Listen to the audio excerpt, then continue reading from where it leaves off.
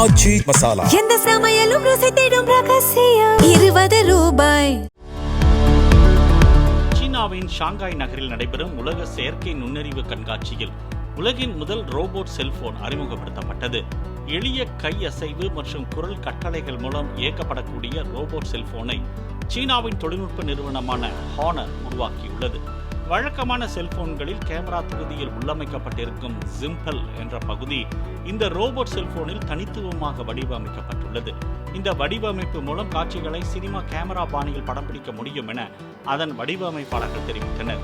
Robot cellphone குரல் கட்டளைகளை பின்பற்றி உரையாடுதல் உள்ளிட்ட பல்வேறு செயல்பாடுகளை தானாகவே செய்யும் திறன் கொண்டது என்றும் அவர்கள் தெரிவித்தனர்.